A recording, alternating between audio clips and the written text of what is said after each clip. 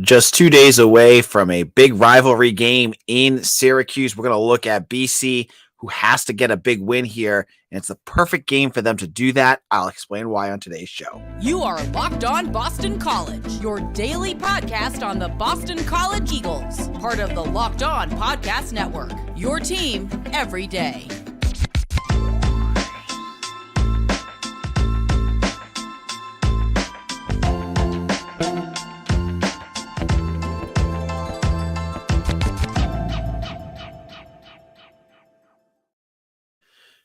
Hello, welcome. This is Locked On BC. I'm your host, AJ Black. I'm also the editor and publisher of Eagle Insider, part of the 247 network. Today's episode is brought to you by FanDuel. Make every moment more. Right now, new customers get $150 in bonus bets with any winning $5 moneyline bet. That's $150, but $150 if your team wins. Visit FanDuel.com/lockedon to get things started. So, BC, Syracuse on Friday. Before we get into that, happy belated Halloween to everyone. This is recording just a little bit later than usual because I take my kids trick-or-treating. Hope you guys enjoyed the festivities of the day. But we're here to talk football. We're here to talk about BC, of course.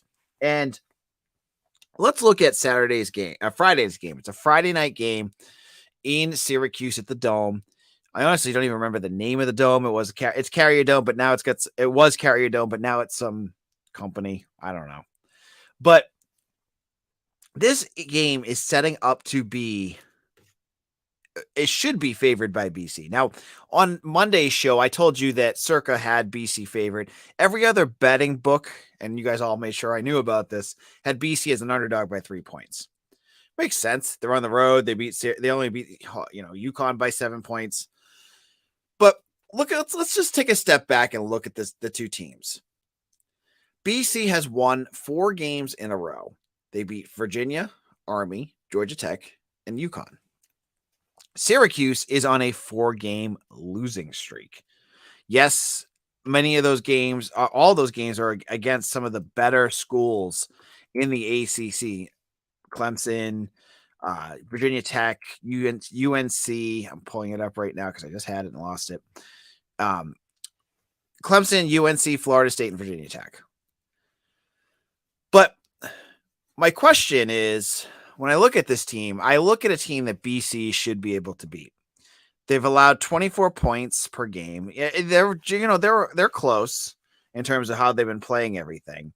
But you just look at how they've been playing of late. They've averaged over the last 4 games 14 points, 7 points, 3 points, 10 points. They haven't scored more than 2 touchdowns in the last 4 games. This is a game set up for BC to win. And I'm not going to go out here and pump my chest and say BC's going to win this. Oh, wait, you're going to wait till Friday to hear my thoughts on that. I'm just saying, if the Eagles go out there and perform at the best of their ability, they play like they did against Georgia Tech, they'll win this game. If they play like they have in some halves of games, it'll be a close game. But if they could do it for a whole game, they're in good shape. The biggest question mark for me when I look at Syracuse is Garrett Shrader. Garrett Shrader had a great game against BC last year. You remember that game? It was he had 285 yards, two touchdowns passing, and I believe he had a rushing touchdown. Oh, no, he ran for 20 yards. So obviously not the biggest mobile quarterback against BC, but he had 9 rushing touchdowns last year. So that's a big question mark for me. BC has struggled against mobile quarterbacks. And how will they address this? Now, Syracuse is not going to have their starting tight end, who's their star. I mean, he's a tight end, but he's more than that. Arondé Gadsden is out basically for the year. This is a first or second round draft pick, a huge loss for the Orange. And I look at this team and I wonder. I don't ever want to say a player or team is going to shut down, but just looking what they've done and what they've gone through, is Syracuse going to be up for this game? or are they already a defeated team? I'm used to Syracuse taking second halves, um, dives. Like, you see them always start their seasons off with some big wins, and then it seems to always just kind of curtail as the season goes on. I'm just wondering, last year they started off 6-0. Then they finished the rest of the season 1-5. That one win was against BC, but that was 2022 BC. Is this going to be a similar season? Is this a season where they started off strong, but they didn't play anybody and they didn't win anything? Are they ripe for falling apart? Because they got BC, Pitt, Georgia Tech, and Wake Forest. I mean, you look at their schedule; it could go a million different ways. They could figure things out and win those last 4 games, or disaster could happen, or something somewhere in the middle. This is going to be a huge game for BC. Obviously, if the Eagles win this, they become bowl eligible, and they're going to want this win. Now, the biggest question mark for the Eagles heading into this game is going to have to be Thomas Castellanos. Where is he at? I get the sense he's going to be healthy, but more when I say where is he at, this is his first short week. He's had an extra day, a good rhythm with getting ready for teams. He's playing a pretty good defense on short rest, short preparation. Will he be able to do that? Because if he does, I think BC is going to be in good shape. Syracuse, when you look at their rushing stats, and Mitchell Wolf of Eagle Insider will be on later this week. He'll give you the full details. Against their first 4 opponents, when they were playing nobodies, they were allowing 94 yards per game. That would be one of the best in the country. Now that they're playing better teams, it's like in the 200s again. BC's offensive line is very good. They should be able to get holes against Syracuse. But I will look at the Eagles and I see the issues they had last week in the red zone and finishing drives. They got to clean things up because this is a winnable game. You can't let winnable games slip through. BC, yeah, I know. Like if you look at like FPI and all these other things, Syracuse is better. You look at the spread, Syracuse is higher. BC is more talented. They need to win this game. And in a moment, I'm going to talk about what will happen for BC if they continue to win. We'll look at the path, the newest craze among super fans. I want to talk about it and give you my thoughts about that all in just a moment. Now, FanDuel is the place to go when you want to make your wagers. It's the official sportsbook partner of the NFL. Right now, new customers get $150 in bonus bets with any winning $5 moneyline bet. That's $150 if your team wins. I'm looking at the Patriots this weekend. They're playing the Commanders. Commanders just traded away Chase Young and Montez Sweat, their 2 leading pass rushers. The Pats have been bad, but when you have another team that's obviously tanking, I like their odds. Now I can go over there and I can find the spreads, the player props, over-unders, and much more on this game, and I will. But you can do it for college football, baseball, everything. It's all on FanDuel. So what you got to do, you got to visit FanDuel.com/LockedOnCollege and kick off the NFL season. Again, check out FanDuel/LockedOnCollege and kick off the NFL season with FanDuel, the official sportsbook partner of the NFL. Locked on BC, the 8, and this is AJ Black. Now, I love super fans. BC super fans are a special breed of crazy, and we've seen it leak in over the last couple of years with the sicko movement. The sickos have, they're kind of like, to me, our own special brand of like crazy super fans. They make memes, they're funny, they have a whole, subculture that unless you've seen their tweets and seen what they put up, you wouldn't understand what I was talking about.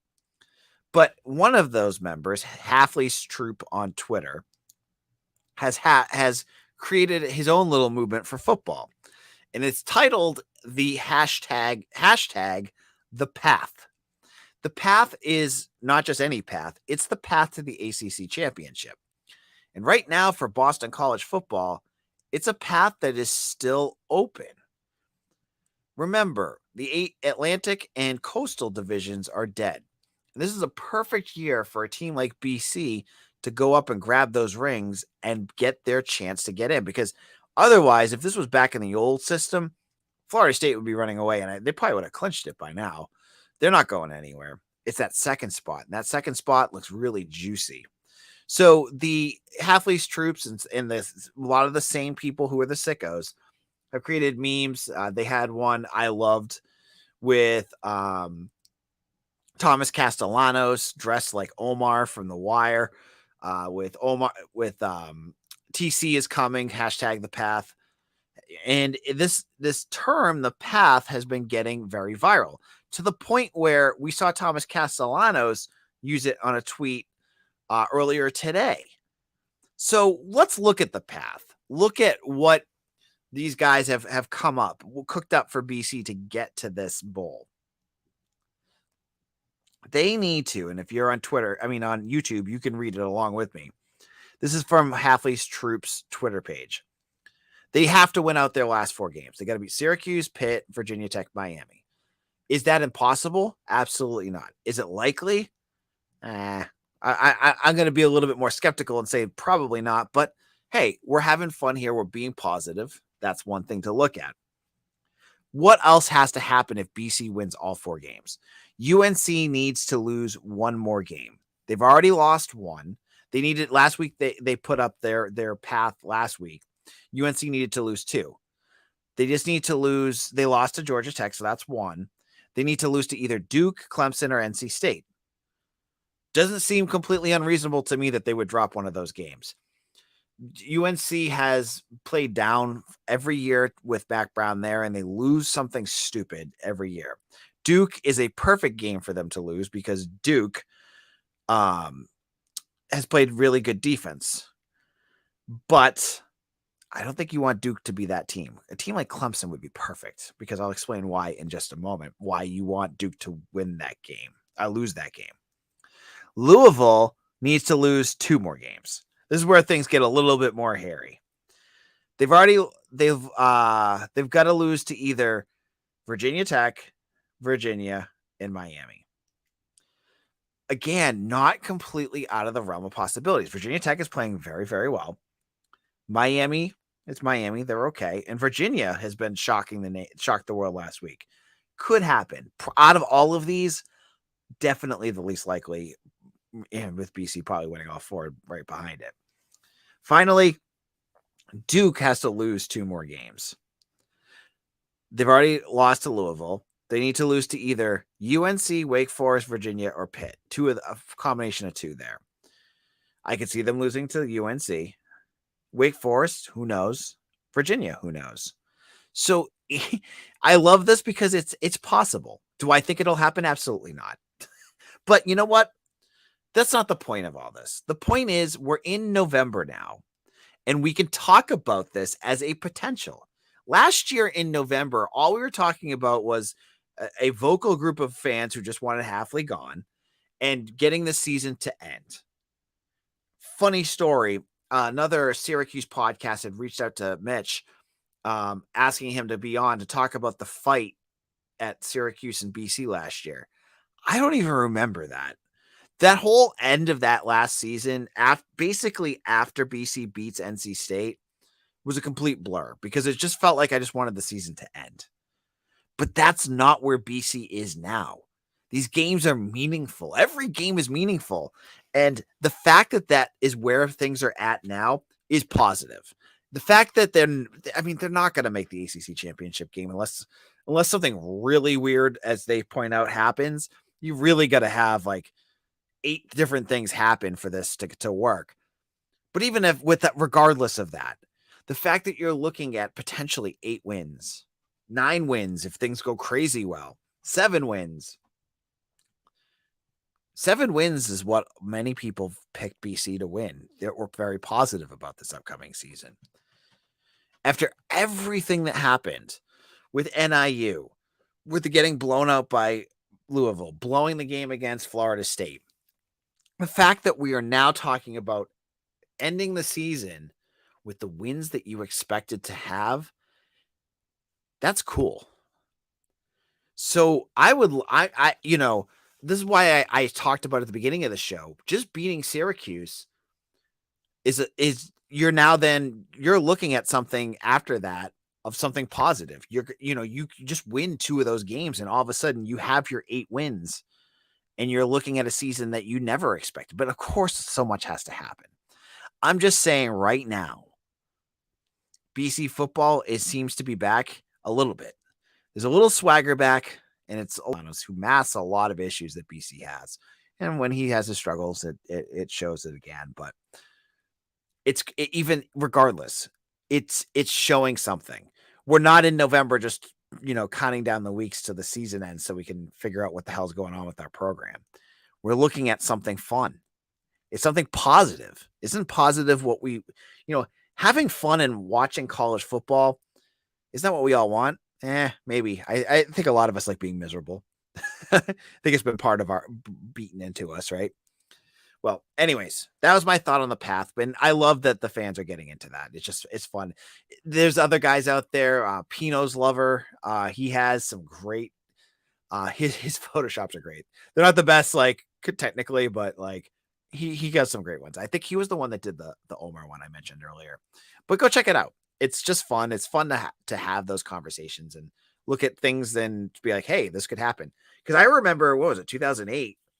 There was a million things that had to happen for BC to make the ACC Championship Game that year, and they did. Weirder things have happened, folks. We'll be back in just a moment. We're going to talk a little basketball, hockey, and everything else going on, including a coach being fired on campus.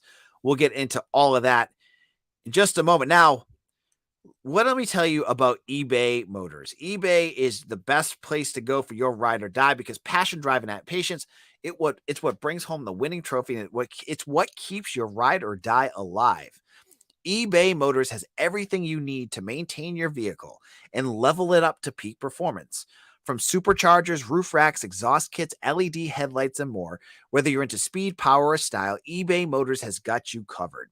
And with over 122 million parts on your number one ride or die, you'll always find exactly what you're looking for. And with eBay Guaranteed Fit, your part is guaranteed to fit your ride every time or your money back. Because with eBay Motors, you're burning rubber, not cash. With all the parts you need at the prices you want, it's easy to turn your car into the MVP and bring home that win. Keep your ride or die alive at ebaymotors.com. Eligible items only, exclusions apply. eBay Guaranteed Fit only available to U.S. customers. This is Locked on BC. AJ Black. We're wrapping things up here. And I wanted to kind of just go over ACC. BC had their media days on Friday. And there was a few things that came up that I thought were really interesting. First of all, we know now that it looks like Claudell Harris is going to be one of your starters. And you're going to be looking at a starting 5 of Devin McLaughlin, Quinton Post, Prince Aligby, Jaden Zachary, and Claudell Harris. And that Claudell Harris, from everything I've been reading, sounds like he's going to be a legit scoring threat and a real asset for BC and a good find for Earl Grant. So that was one big piece. I saw a buzz of people talking about Quinton Post being hurt. He's not hurt. He's playing at 100%. He's going to be fine. The other big injury piece that has popped up, and again, it's a positive, is Donald Hand Jr. I have been talking about being skeptical about what he could bring. And even Earl Grant on Friday said, he's going to be better in November, and he'll even be better than that in December, and he'll be better than that in January. So I still think it's a piece to note, but it looks like to me that Hand's going to be ready to go. And that's a big asset for you. He's going to have some time where he's going to still he's basically going to be playing as a true freshman. Remember, he got a vote from the ACC media for freshman of the year because he only played in one game last year. He's not used to the college speed. So he's going to take a little bit of time, but he's going to be ready to go right off the bat. That is important. And I've been hearing more and more about the growth of our Mighty, who's going to be the backup center. If you watched last year, Mighty looked really raw. He did not look like a guy ready to play. That's okay. He didn't have to last year. Now that he's going to be thrusted out there, I've heard he looks bigger, that he looks more confident, and he'll be the backup for post. So he's going to need to play minutes in these games. And I've heard he's going to be a guy that I would look for. The other name that I heard some good buzz about is Chaz Kelly. I saw some good stuff out of him. And I think that he's going to develop. He's a developmental player, and I think he's going to continue to grow. The last piece I want to talk about for basketball that came up during media day involves Mason Madsen. Now, Mason Madsen, we've had him on the podcast. He was a great guy to talk to earlier this year. He did not have a good year last year. He shot 31% from 3-point range, dropping, I think, 9% from his time at Cincinnati. And he became kind of the butt of a lot of jokes from BC fans. Like, he just was not very good. But he announced during media days that he has an autoimmune disorder. And he's going to be getting injections to deal with that. And he's feeling 1,000,000 times better. And it was causing issues with I think I saw that it was causing issues with his joints and some really bad stuff. So I don't know if that had anything to do with how he played last year, but maybe if whatever they figure it out, it's going to really kind of unlock and get him back to where he was. That again is going to be big. I'm starting to feel really excited about this team. I don't know where I think they're going to go. They've got a tough schedule, but that's good. That's a good thing if you're trying to build an NCAA tournament schedule. But we'll have to wait and see on that. Now, the final team, second team I want to talk about, it's the hockey team. After sweeping Michigan State this past weekend to improve to 5-1, the BC Eagles are number 1 in the country. They're the top team in the country, much to the chagrin of Denver fans who are like, hey, we're 5-1 and we beat you. Well, recency bias, folks. They are playing very, very well. They have a home and away against UMass Lowell. Lowell always plays BC well. But I think there's just credit to what Greg Brown has done. I think a lot of folks obviously were worried when Jerry York retired. Like, what are you going to be getting from your next coach? It's not Jerry York. He's the GOAT. Greg Brown brought in some great freshmen, that line with Will Smith, Gabe Peralt, and blanking on the third kid's name, Ryan Leonard. Thank you. Got it. They're playing very, very well. Cutter Gauthier is also playing very, very well. They're number 1 in the country. So you got the buzz there. The fans have been nuts. It's been great. One team that is not playing very well is women's soccer, excuse me. They just fired their head coach. The women's, I lost his name. The women's soccer team has been nothing but a disappointment, really, since Allison Foley left. And hold on a second. I'm trying to find his name, and I had it, and where is it? Sorry, there it is. It's Jason Lowe. So I don't really cover women's soccer all that much, but Jason Lowe has really had some poor seasons over the last couple of years. The Eagles went 3-9-6 this year. Obviously not very good. He's gone. Again, this is another moment where Blake James, I think, has shown a little flair for doing the right thing. First of all, he makes a good hire with Todd Antonato after Mike Gambino leaves. Honestly, I think it's an upgrade. You fire a guy that's not doing well, you're doing the kind of the right things, and that's what you want, right? So some moves here on the women's soccer front. Also, finally, Margot Carlin of field hockey was named co-offensive player of the year. They got eliminated the ACC tournament today by Louisville. That's just one other piece of news there. I wanted to mention that. It's pretty cool that BC player got that. Now, on tomorrow's show, we're going to continue our march towards the Syracuse game. We'll have all the other news that's been popping up. You will make sure you are listening to Locked On BC, your team every day, by checking us out on Twitter at AJBlack247 or Locked On BC, and follow me on Eagle Insider. Just head it out. Just check it out. I think you'll enjoy it. It's 99 cents for the first month. If you haven't signed up already, take it for a test drive. It's $1. Check it out. See what you think of all the VIP options that we have there. I think you'll enjoy it. This is AJ Black. Thank you for listening to Locked On BC, your team every day.